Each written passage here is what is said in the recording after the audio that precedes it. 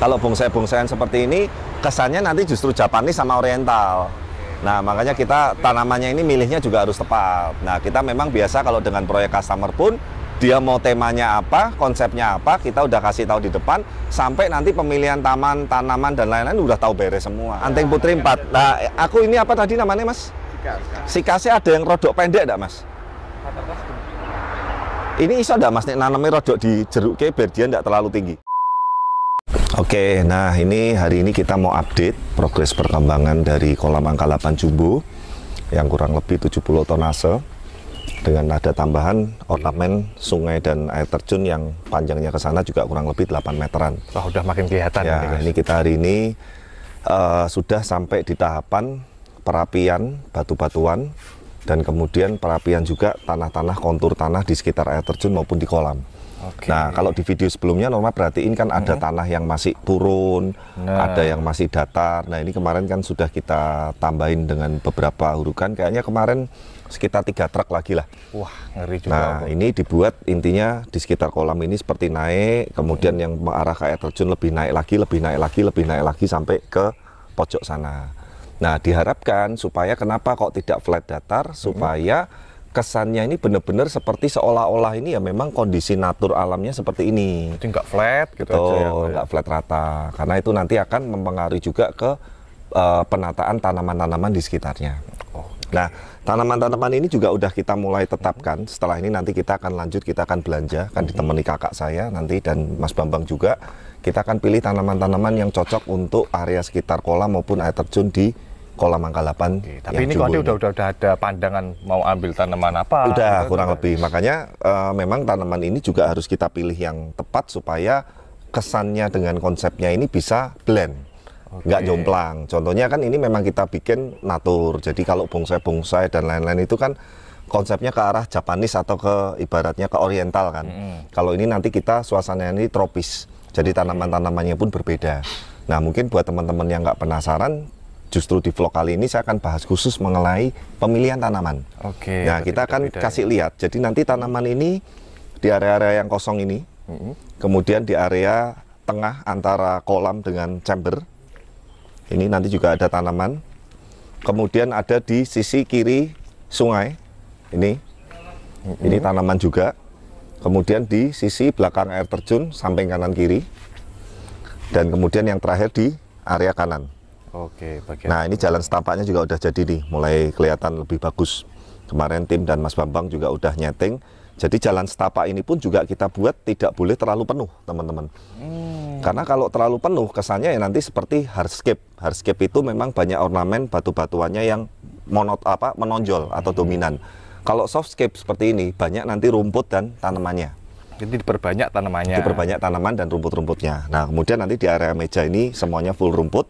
Nah, untuk pertimbangan supaya maintain, ingat teman-teman, mau taman, mau air terjun, mau tanaman, mau kolam, mau apapun itu butuh maintain, butuh merapikan. Nah, supaya anak-anak ini nanti di area sini juga nggak terlalu berat pekerjaannya. Nanti yang area setelah meja ke sana itu, saya kasih paving block yang tengah-tengahnya ada rumput Jepangnya. Jadi kesannya rapi, tapi tanamannya nggak terlalu ibaratnya riwah lah atau nggak terlalu banyak. Itu host kita tuh. Ya, yang sebentar lagi mau menikah. Ya, udah deg-degan dia. Sebulan lagi ya, Mas? Sebulan lagi. Nah, memang Aan ini sekarang banyak membantu saya di setiap proyek-proyek pekerjaan kolam, terutama masalah estetika, masalah kelistrikan, dan ornamen-ornamen yang lain gitu. Supaya dia lebih produktif lah. Kalau di MC katanya bayarannya kecil. Bayarannya kecil, enak di proyek katanya gitu. Butuh modal buat kawin katanya. Ya, tapi intinya kita berusaha menata ini. Tim dari Bless Koi ini pun nanti untuk ornamen, untuk finishing saya libatkan kakak kandung saya. Jadi dia juga ahli sekali di bidang tanaman dan garden. Kemudian ada Mas Bambang juga. Ya, harapannya intinya ke depan supaya kita ini hasilnya lebih maksimal lah seperti itu. Nah, supaya teman-teman nggak penasaran, yuk setelah ini kita ikutin. Kita akan ke beberapa tempat yang jual tanaman di daerah Semarang dan Semarang Atas. Kita nanti ikutin, sekalian kita akan tunjukin edukasi jenis-jenis tanaman tropis dan yang cocok untuk area kolam ini. Ya. Oke, yuk sambil kita jalan-jalan.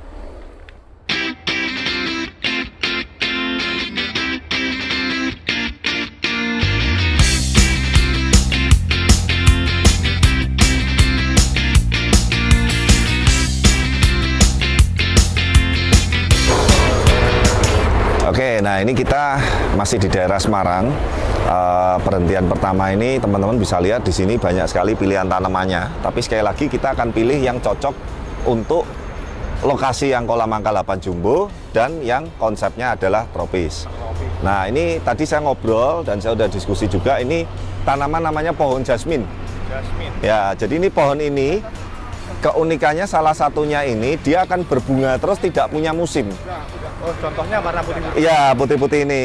Dan ini nanti dia kalau semakin gede dia bisa mekarnya ini bisa merekah, ibaratnya bisa mengembang. Ya, semakin tinggi rantingnya nanti dia bisa mentiung seperti ini. Nah, kita kalau buat cuaca kok maksudnya apa? yes. Kemarau itu rontok. Bagus, justru ini kuat untuk outdoor. Jadi ada beberapa tanaman yang tahan panas, tahan cuaca apapun. Nah, kita akan pilih yang seperti itu. Dan yang tidak gampang rontok. Nah, itu catatan penting juga ya. Nah, kemudian nanti yang kedua kita akan pilih ini. Ini namanya apa Mas Bambang tadi? Sikas. Sikas ini nanti kita pilihnya yang agak pendek nanti untuk di sekitar air terjun. Ya, jangan yang terlalu tinggi-tinggi. Ini kita lagi mau cari pohonnya yang tepat. Ini sikas. Ya, sebetulnya apa? Ini yang kuning-kuning ini apik nih Mas, tapi rontoknya gampang enggak ini Mas Bambang? Itu kalau udah sehat ya kuat. Itu namanya apa? Anting putri ya. Anting putri. Anting putri ya, sekalian kita sambil belajar jenis-jenis tanaman ya, anting putri. Itu mungkin boleh ya Mas ya? Empat juga ya. Anting putri ini 4 Mas. Anting putri 4. Nah, aku ini apa tadi namanya Mas? Sikasnya ada yang rodok pendek enggak Mas? Ini iso enggak Mas nek nanamnya rodok di jeruk ke biar dia enggak terlalu tinggi? Bagus tinggi malahan itu Bang. Anu aja Enggak nutupi batu malahan. Itu maning Oh, itu jenis itu apa namanya? Jamnya Ah, mana? Ada. Coba. Tapi ini belum ada ini. Tuh. Cuman Contohnya ini apa? Belum ditanamkan. Yang kayak gini bukan Mas? Oh, bukan. Kurang. Nah, ini yang tadi saya bilang, kalau ini kan bonsai-bonsaian Norma dan teman-teman. Kalau bonsai-bonsaian seperti ini, kesannya nanti justru Japanese sama Oriental. Nah, makanya kita tanamannya ini milihnya juga harus tepat. Nah, kita memang biasa kalau dengan proyek customer pun, dia mau temanya apa, konsepnya apa, kita udah kasih tahu di depan, sampai nanti pemilihan taman, tanaman, dan lain-lain udah tahu beres semua. Kita ada tim yang khusus untuk anu. Nah, mungkin pohon yang teman-teman nggak asing nih, kamboja. Cuman saya kurang sukanya daunnya gampang rontok, bunganya gampang rontok. Cepet kotor gitu loh, saya males. Nah, sebetulnya kalau secara pohonnya ini bagus nih kamboja ini gitu loh. Nah, ini mungkin intinya teman-teman ikutin aja. Di tempat ini kita ada beberapa yang kita pilih. Nanti yang belum nemu kita ke lokasi yang lain ya. Oke, kita lanjut lagi. Oke, nah sekarang kita ada di lokasi arteri Soekarno-Hatta. Teman-teman masih Semarang juga. Di sini teman-teman bisa lihat banyak pilihan tanaman-tanaman yang indah-indah juga. Nah, sayangnya cuaca nih nggak bersahabat nih. Aduh, udah nggak bisa milih.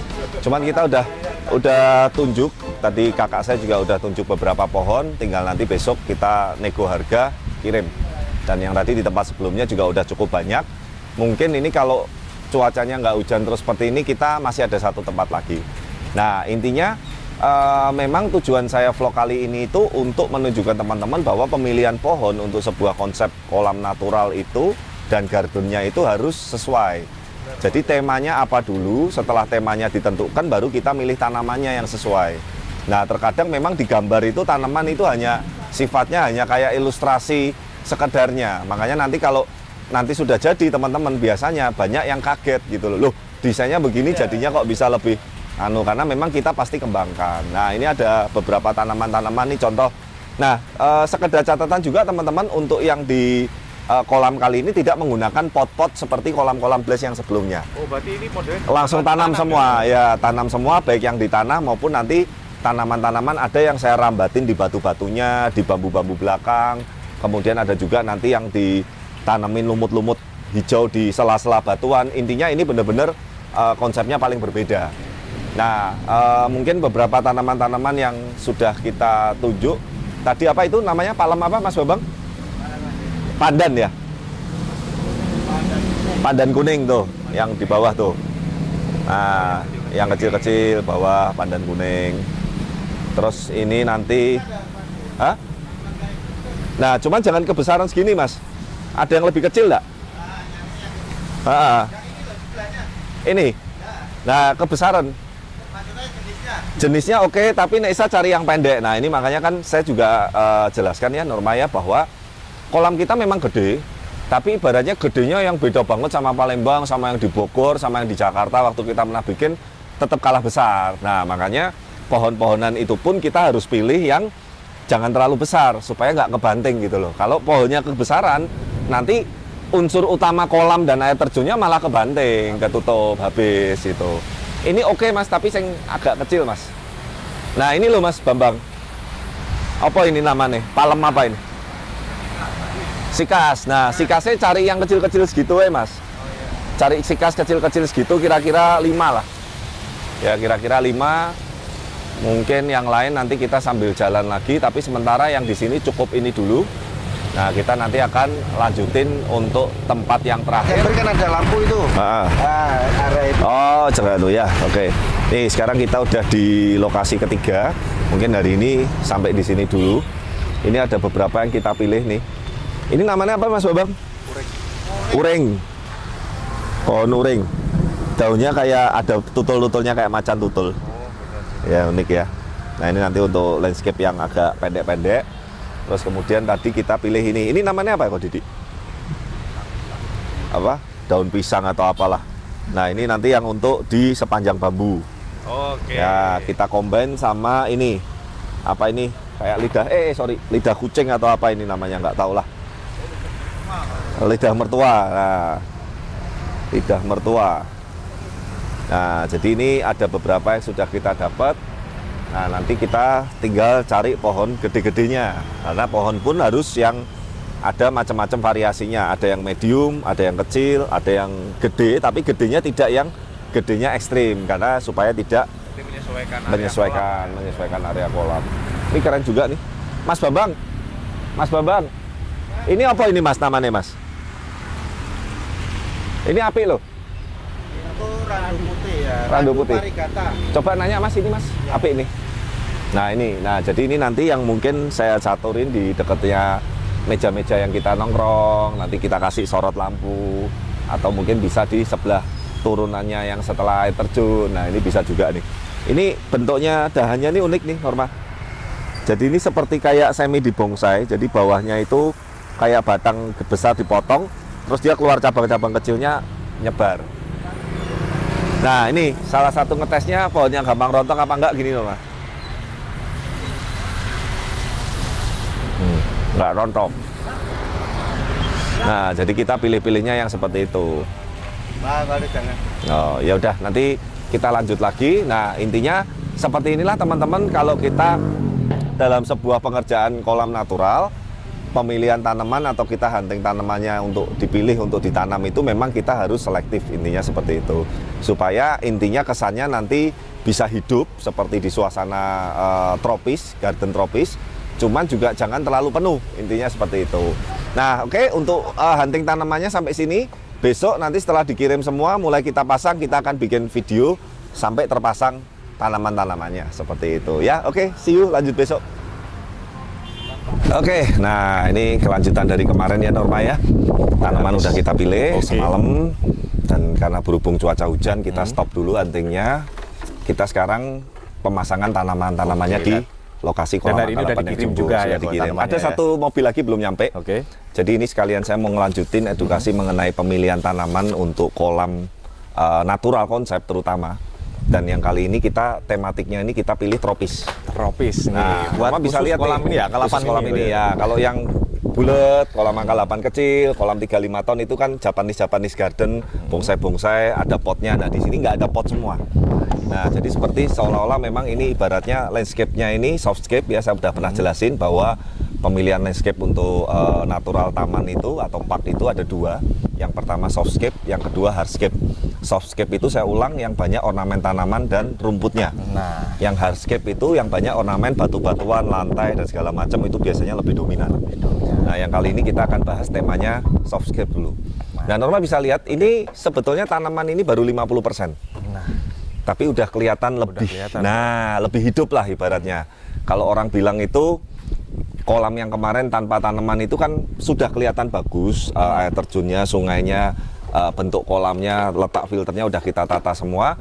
Tapi dengan adanya sudah mulai ada tanaman hijau-hijau, ini sudah langsung kelihatan lebih hidup lagi. Nah, kalau sedikit ini saya mau tekankan lagi ya teman-teman, kita harus perhatikan poin utama. Nah, poin utamanya begini. Nah, tadi makanya saya ngobrol dengan yang bagian estetika taman dan tanaman, termasuk Anam. Ini proyek pertamanya Anam ini, kolam ini. Jadi Anam ini memang tim Blaze Pond dan Blaze Koi yang paling junior bersama dengan timnya. Ya, ini nanti yang saya percaya untuk selanjutnya kalau kita ada proyek-proyek dari customer pun Anam sudah bisa handle sekarang. Nah, makanya kalau setiap saya bikin kolam itu, setiap ada tim baru, saya nggak berani langsung tim baru itu langsung customer. Percobaannya pasti kolam sendiri dulu. Berarti buat trial kolam sendiri. Betul, dan itu nanti pasti saya tungguin terus. Nah, karena memang saya kepengen menyamakan standar, pengen menyamakan rasa, supaya harapan saya semua tim saya itu punya visi, punya rasa, punya feel, punya standar yang sama dengan saya gitu loh. Jadi memang itu yang memang saya terapkan. Nah, saya mau menekankan poin utama begini teman-teman. Ingat, kita di sini yang kita tonjolkan adalah kolam koinya dan air terjunnya sungainya. Ingat, poin utama itu ya. Jadi tanaman itu jangan sampai terlalu lebat atau terlalu penuh sehingga malah ornamen-ornamen utama kolam, sungai, waterfall itu ketutup. Nah, itu nggak boleh teman-teman. Jadi saya sering kadang beberapa ke customer, ada yang tamannya sebetulnya bagus, kolamnya udah bagus, tapi faktor utama yang mau ditonjolkan ini kadang malah kebalik. Kok malah jadi tamannya yang menonjol gitu loh. Padahal kita di sini mau menonjolkan utama kolamnya plus sungai dan air terjunnya. Itu kan yang ibaratnya kalau makanan tuh menu utamanya. Nah, menu sampingannya, dessertnya, penutupnya ya salah satunya tanaman-tanaman ini. Yuk, boleh Kak, agak dekat aja kok. Yuk kita agak dekat ini. Itu loh. Ini Anam kan juga lagi ikut bantu ngerapi-ngerapi. Nah, hari ini kita agak kebut Norma karena proyek Pekalongan sudah selesai. Proyek yang di Kopeng juga udah selesai running. Jadi sebagian tenaga langsung saya arahkan ke sini. Jadi harapan saya hari ini bisa optimal. Nah, memang kita pun tidak berani sembarangan hire tenaga kan Norma, karena memang saya kepengen tenaga-tenaga tim Blaze ini adalah orang-orang yang memang profesional di bidangnya masing-masing. Gitu. Saya kalau ibaratnya bukan pegangannya, mending saya nunggu sampai orang itu selesai baru ngerjain yang memang di bidangnya. Intinya seperti itu. Saya nggak mau dicampur-campur. Setiap tim itu punya spesialisasi, punya kelebihan, punya pegangan yang itu memang mereka punya bidangnya masing-masing lah, seperti itu. Tuh ya, jadi ini rumput kita udah pernah bahas ya, kita pakai rumput gajah karena rumput gajah ini lebih tahan untuk segala macam cuaca dan kondisi. Terus yang kedua, maintainnya rumput gajah juga lebih mudah daripada rumput Jepang. Yang sebelah sana itu kok? Rumput Jepang itu. Itu rumput Jepang ya? Ya, itu rumput Jepang. Ini yang di sini kita pakai rumput gajah. Nah, nanti memang ini tuh masih kelihatan sedikit gersang karena rumputnya belum tertanam. Ini bakalan ditutup semuanya. Semua, nanti tanah-tanah yang coklat ini akan jadi hijau semua. Otomatis nanti suasananya udah beda. Plus masih ada satu lagi yang poin yang nggak boleh ketinggalan. Apa ini? Pencahayaan waktu malam.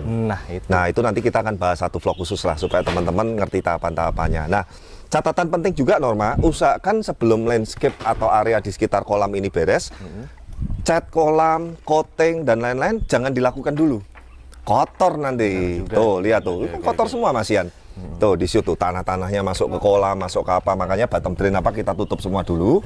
Nanti area sekitar taman ini sudah selesai, udah beres semua, baru kita bersihin total, baru kita coating, cat dan lain-lain sampai running, sampai setting media dan lain-lain.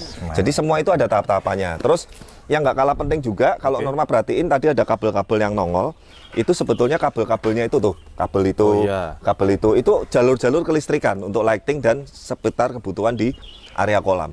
Jadi nanti kalau ini sudah jadi, tidak ada kabel nongol sama sekali. Nah, itu kok bener, itu semuanya udah itu kita konsep dari awal. Makanya kan saya sering ngomong, kalau kita mengerjakan proyek satu kolam, saya nanya sama customernya, Pak, area sekitar kolam ini mau kita kerjain juga nggak? Atau kalau ada vendor yang lain pun, vendornya saya kasih tahu, nanti ngerjain ininya di tahapan ini ya, sebelum kita finishing ya. Nanti tamannya harus beres sebelum kita running kolam ya. Nanti ini kabel-kabel harus rapi sekian-sekian, saya dikasih jalurnya sebelum nanti media dipasang ya. Itu sudah kita atur semua di depan. Sehingga harapan saya itu nggak sampai bolak-balik kerja, apalagi nanti terjadi yang, udah bagus-bagus kok ada kabel ngelewet, udah bagus-bagus ada selang nongol, itu kan sangat mengganggu sekali. Tapi sekali lagi ini standar kita. Kalau memang teman-teman nyaman dengan ada kabel nolor-nolor dan segala macam, ya itu kembali lagi kan standarnya masing-masing. Yuk kita sekarang sudut dari sana Norma. Ini enak-enaknya sudut tuh nanti di sini. Juga enak nih, yuk. Boleh, kamu kita di belakang coba saya biar ngerti nih.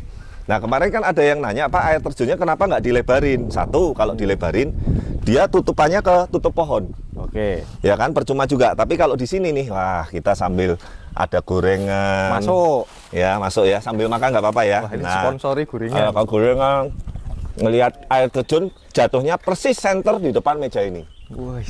Nah makanya kan saya bilang bahwa kalau kita buat satu kolam itu sudut-sudut yang nanti kita jadi ibaratnya tempat nongkrongnya itu kita pentingin atau prioritasin yang utama.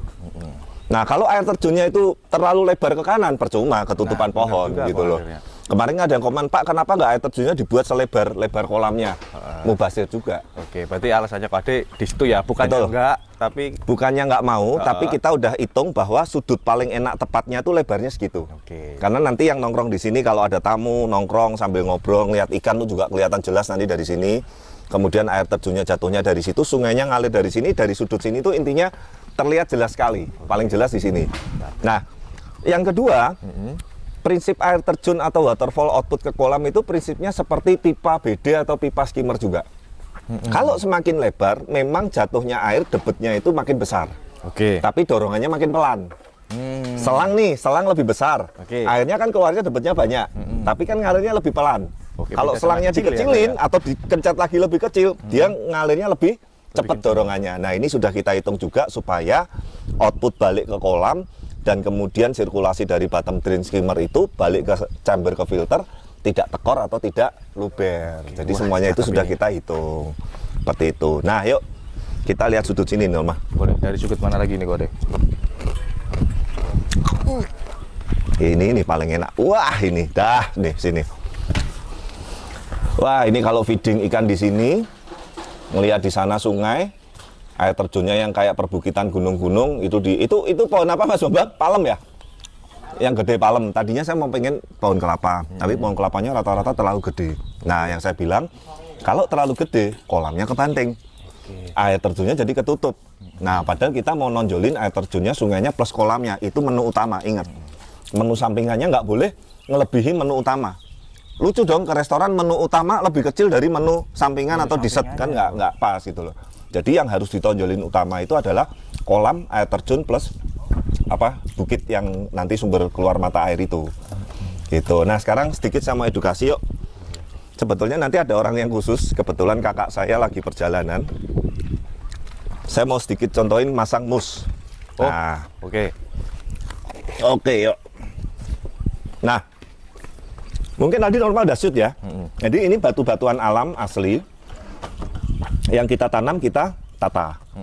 Nah, sebelum di coating dan sebelum dikasih mus, itu dibersihin dulu pakai HCl. Supaya lapisannya bisa kelihatan jelas, pori-porinya kelihatan jelas, bisa bersih, baru coating. Intinya seperti itu. Jangan sudah dipasangi mus terus di HCl bisa mati musnya. Oh keras juga ya? Keras banget. Tadi kamu lihat kan sampai keluar asapnya segala macam. Karena itu memang HCl itu cairan kimia yang keras banget. Nah, setelah di HCl selesai, bilas air, tunggu sebentar, sudah nih selesai, kita mulai pasang mus. Nah ini kamu shoot dulu ya, waktu belum ada musnya, sama kalau sudah ada musnya. Aku minta ember satu air, air satu ember, Rosi. Mas Rosi.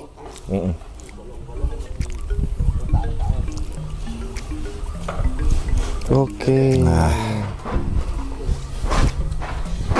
Jadi kita pilih dulu, memang mus ini pun tuh ada semacam parasit atau benalunya.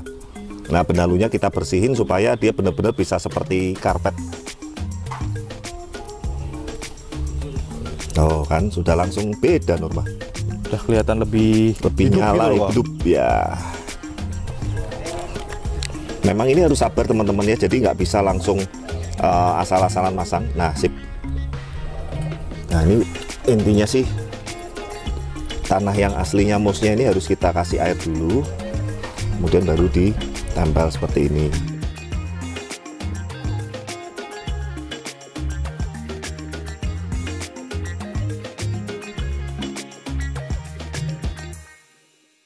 Ya bukan di batunya ya, karena kalau di batunya tidak ada media tanahnya dia nggak bisa hidup.